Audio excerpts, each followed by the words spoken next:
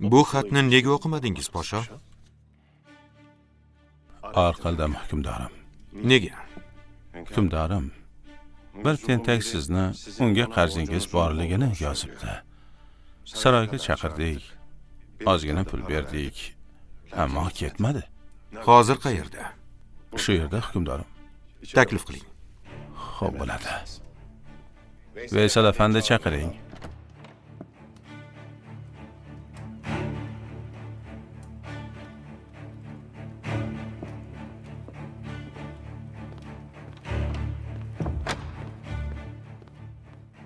Qani dardingizni aytingchi. Hukmdorim, menga qarzingiz bor. Sizdan nega qarzdor ekanman, o'g'lim? Hukmdorim, men savdo sotiq bilan shug'ullanardim. Xonavayron bo'ldim. Bo'zimgacha qarzga botdim.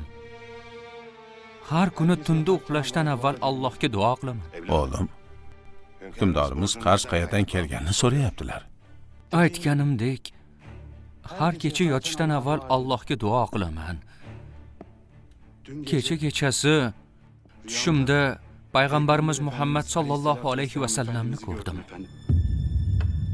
Sallallohu alayhi va sallam.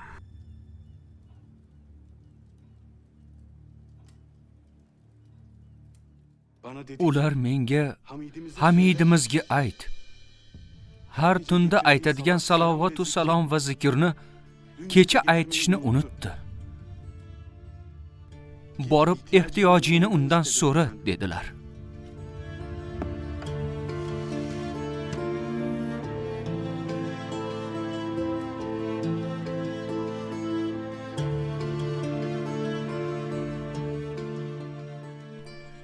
Nima dedilar?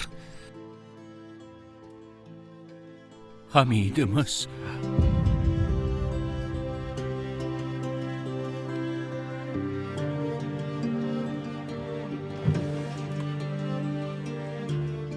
Oling, o'g'lim.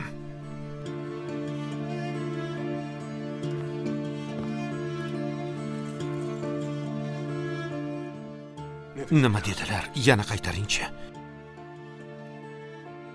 Hamidimiz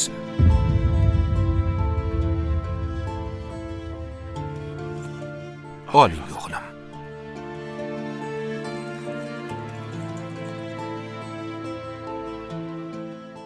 Nima dedilar? Yana bir qaytaringchi.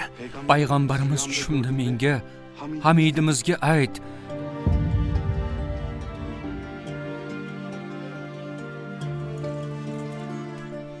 Oling.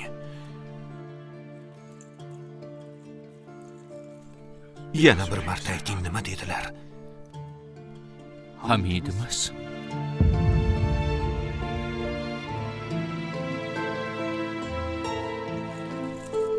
Oling, o'g'lim. O'g'lim, shuncha olganingiz yetmaydimi? yetadi, podsho. Hoziroq qarzlarimni uzaman. Salomat bo'ling.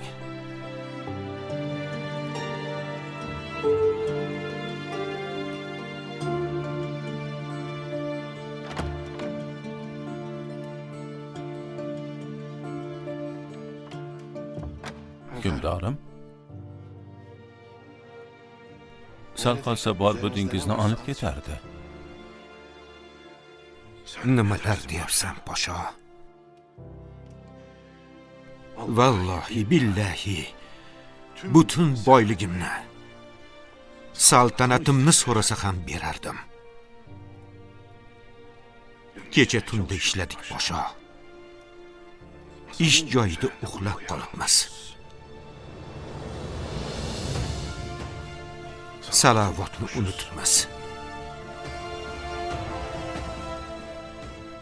Ayb ish qildik, podsho. Alloh afv etsin. Basmala TVda birgalikda kuzatamiz.